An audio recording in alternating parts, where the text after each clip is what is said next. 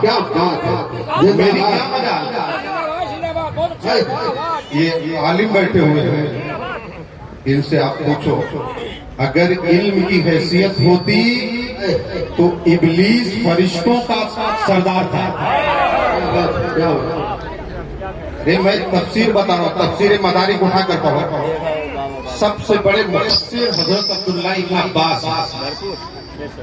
سب سے بڑے مفسر حضرت عبداللہ ابن عباس۔ تفسیر کی ایک نہیں ہزاروں کتابیں ہیں۔ دیکھو 1 منٹ میں علمی بات کر رہا ہوں۔ اگر علم کی حیثیت ہوتی تو ابلیس کو فرشتوں کا سردار بنایا۔ ایک نام اس کا عزازیل تھا، دوسرا خطاب معلم الملکوت، فرشتوں کا استاد۔ تو علم کی حیثیت اس وقت گر جاتی ہے اور اس عالم کی کوئی حیثیت نہیں ہوتی جس عالم کے اندر نہ محبت ہو، نہ پیار ہو، نہ زبان پر بزرگوں کا احترام ہو۔ اگر یہی بات ہوتی تو آدم کے سامنے ان کی موجودگی میں فرشتوں کو اللہ نے عزت بخشی اور فرشتوں کے سردار کو رسوائی کے ساتھ فخرج منہا فإنک رجیم کہہ کر بارگاہ سے نکالا۔ تو میں بتانا کیا چاہ رہا ہوں، یہ بزرگوں کا اثر۔ یہاں کسی عالم کے علم کا جلال نہیں چلتا ہے، یہاں کسی کا فتویٰ نہیں چلتا ہے، یہاں کسی کا روب دبدبہ نہیں چلتا ہے، یہاں کسی کی طاقت نہیں چلتی، نہ سائنسی ٹیکنالوجی قوتیں چلا کرتی ہے۔ یہ اللہ کے ولیوں کا آستانہ ہے، یہاں سکہ چلے گا تو اللہ کے ولیوں کا چلے گا۔ نعرہ رسالت، فیضان اولیاء کرام، عرص خاموش آوازی، نعرہ تکبیر، نعرہ رسالت، علماء اہل سنت۔ سرکار جنید بغدادی ہے، بغداد کے ان ولیوں میں آپ کا شمار ہے کہ 8 بزرگ بغداد میں ایسے تھے جو درجہ اوتاد پر۔ یہ بات قابل توجہ ہے۔ دیکھیے میں تھوڑا سے معذور ہوں چونکہ حادثے سے اٹھا ہوا ہوں، حضرت کو معلوم ہے اور یہ سچائی ہے۔ مجھے بات ہجرت کی یاد آتی۔ میرے حضور نے فرمایا علی بستر پر آرام کرو، آج کی رات تمہیں بستر پیمبر پر آرام کرنا۔ علی سو گئے۔ صبح فجر کے وقت نماز کے لیے جب اٹھے، دروازہ کھلا تو دشمن دیکھ رہے ہیں یہ تو علی نکل رہے ہیں۔ کہا آپ؟ کہا ہاں، حضور نے فرمایا۔ ہجرت کے بعد لوگوں نے علی سے پوچھا کیا آپ کو ڈر نہیں لگا جب بستر پیمبر پر آپ سوئے تھے؟ تو علی نے فرمایا پوری زندگی میں جب بستر پر سوتا تھا تو مجھے ایک ڈر، ایک خوف تھا کہیں موت نہ آ جائے، مگر جس دن بستر پیغمبر پر میں سویا تو مجھے یقین ہو گیا کہ علی کو اس وقت تک موت نہیں آ سکتی جب تک کہ علی پلٹ کر مدینے نہ چلا جائے، چونکہ زندگی کی ضمانت دینے والے میرے مصطفیٰ۔ تو حضور نے علی کو ضمانت دی تھی، تمہیں یقین تھا۔ اور مجھے یاد ہے کچھ دنوں پہلے میں سرکار کے خانقاہ میں بیٹھا ہوا اور یہ وعدہ ہو چکا تھا کہ سرکار کے عرس کے موقع پر ضرور آنا۔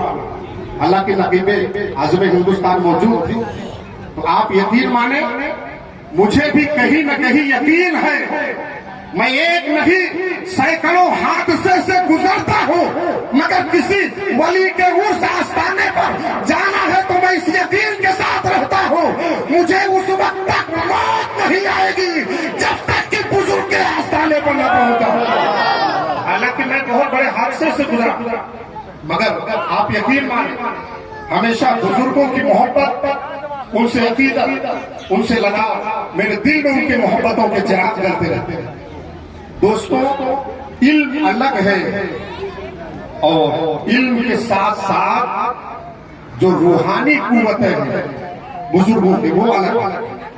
اس سرزمین پر हिंदुस्तान की सरजमीन पर खास तौर से 850 साल पहले अजमेर की सरजमीन पर सरकार गरीब नवाज रहमतुल्लाह अलैह तशरीफ, जिन्होंने 90,000 काफिरों को कलमा पढ़ाकर दामन इस्लाम में दाखिल कर।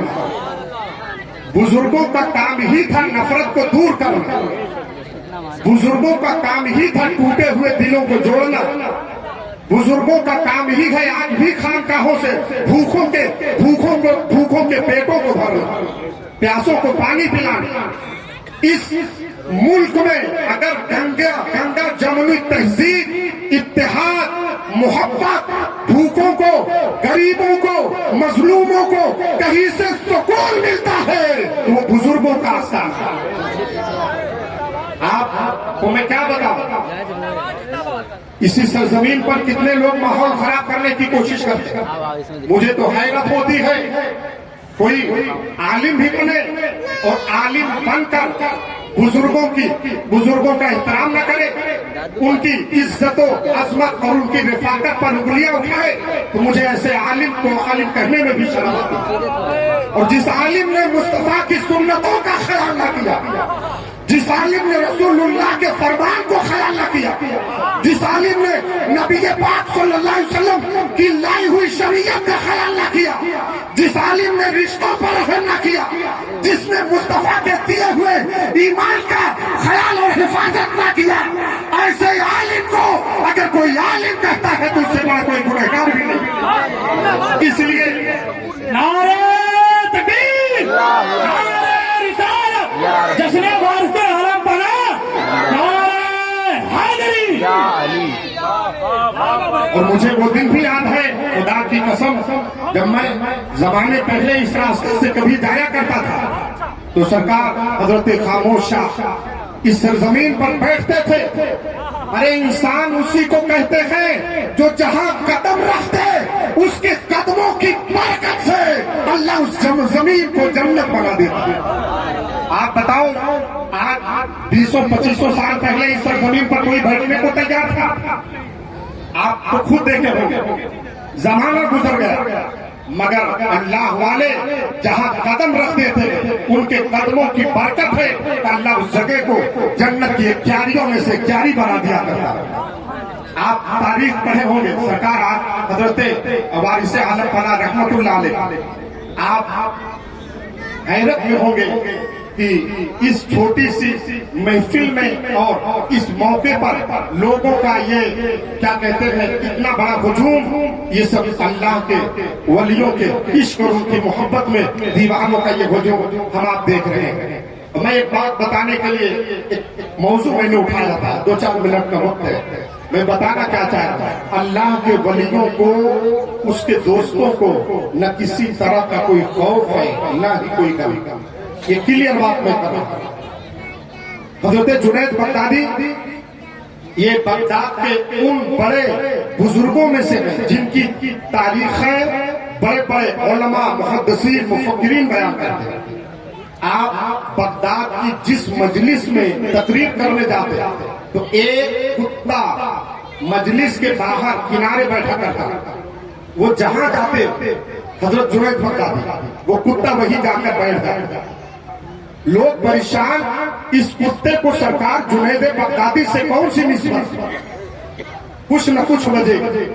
एक दिन सरकार जुनैद बगदादी तकरीर कर रहे थे, हजारों का मजमा था, कुत्ता पीछे बैठा हुआ।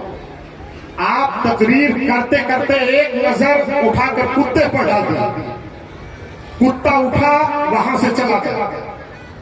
वो कुत्ता उस दिन से बगदाद की जिन जिन गलियों से होके गुजरता, सैकड़ों कुत्ते उस कुत्ते के पीछे पीछे चला करते थे। अरे वलियों की नजर में वो करामत है, अगर कुत्तों पर नजर डाल दे तो कुत्तों की तकदीर बदल जाए। हम तो इंसान है, वारिस आलम के दीवाने हैं, अगर एक नजर डाल दे तो खुदा की कसम तकदीर बदल जाए। ये अल्लाह के वलियों का माजरा है। आप सूरह कहफ उठाकर पढ़िए, सूरह कहफ आप तफसील से पढ़े। वो असहाबे कहफ 6 लोग थे। वो कुत्ता जो एक चरवाहा लेकर बैठा था, बकरियों की रखवाली कर रहा था, 6 लोग साथ में चले رات میں بادشاہ کے ڈر سے ایمان بچانے کے لیے جس جنگل سے راستہ گیا ہوا تھا وہی اسی راستے میں چرواہا بکریاں جنگل میں بیٹھایا ہوا تھا. چرواہا سو رہا ہے, بکریاں بیٹھی ہیں, مگر کتا رکھوالی کر رہا ہے. جب اللہ کے بندے اس راستے سے گزرے تو کتا اٹھ کر ان کے پیچھے پیچھے چلنے لگے. تھوڑی دور گیا, انہیں آہٹ محسوس ہوئی کہ کوئی میرے پیچھے آ رہا ہے. ان 6 لوگوں میں سے ایک مقصل مینا تھا. وہ رکے اور مڑ کر دیکھنے لگے پیچھے کون آ رہا. جب آپ مڑ کر دیکھے تو پیچھے کتا آ رہا. آپ نے چھوٹا سا پتھر اٹھایا کہ رات کا وقت ہے, اگر اس کو بھگائیں گے نہیں تو یہ بھونک دے گا اور ہم پکڑے جائیں گے. جیسے مارنا چاہے اللہ نے کتے کو طاقت دے دی, وہ دونوں کلائیاں اٹھا کر پاؤں کے بل کھڑا ہو. اور کتے نے کہا پروردگار مجھے زبان دے دے, میں تیرے ولیوں سے بات تو کر لوں, میں بات تو کر لوں. اتنے میں اللہ نے کتے کو زبان دے دی. جیسے ہی کتے کو پروردگار نے زبان دی, کتا کہتا ہے مجھے مت مارو, اس لیے کہ میں دنیاوی کتوں کی طرح نہیں جو اللہ کے ولیوں کو نہیں پہچانتا, میں وہ کتا ہوں جو اللہ کے ولیوں کو بھی پہچانا کرتا ہوں. آپ سورہ کہاں پڑھیں, آپ کو نصیحت ملے. پھر وہ کتا ان کے ساتھ ہوتا گیا. 323 برس غار کے منہ پر کتا بیٹھا رہا. نہ کھانا نہ پانی نہ دانا, کتے کو کچھ بھی نہیں ملا, مگر 323 برس غار کے منہ پر کتا بیٹھا رہا. 323 برس. میں آپ سے پوچھنا چاہتا ہوں, آپ کو 1 مہینے کے لیے کمرے میں بند کر کے رکھ دیں تو کیا آپ زندہ رہیں گے بغیر کھانا پانی کے؟ کوئی نہیں زندہ رکھ سکتا. مگر 323 سال وہ کتا غار کے منہ پر بیٹھا رہا. اللہ والے سو رہے ہیں, کتا بیٹھا ہے. اب میں پوچھتا ہوں 323 سال بغیر پانی کے کھانا کے کتے کو کس نے زندہ رکھا؟ ارے نہ کتا عبادت گزار, نہ انسان, نہ نمازی, نہ پرہیزگار, وہ تو جانور. مگر قرآن اٹھا کر پڑھ لو, سورہ کہا 15واں پارہ جا کر پڑھو. 323 سال کتا زندہ رہا بغیر کھانا پانی کے. تو بات سمجھ میں آ گئی. اللہ والے تو اس لیے زندہ تھے, ان کا ریلیشن پروردگار سے تھا. اللہ والے تو اس لیے زندہ تھے کہ ان کا تعلق رب سے تھا. اللہ والے اس لیے ولی زندہ تھے, ان کا کنیکشن پروردگار تھا. تو پروردگار سے اللہ والوں کا کنیکشن تھا, تو رب نے اپنے ولیوں کو زندہ رکھا, اور ولیوں نے رب کی عطا سے اپنے کتوں کو زندہ رکھا. اس لیے نبی کے دیوانوں, اگر ایک چھوٹی بھی چیز کو اللہ کے ولیوں سے نسبت ہو جائے تو اس کا مقام بلند ہو جائے. یہی وجہ ہے ہم اللہ کے ولیوں کے آستانے سے لگے رہے.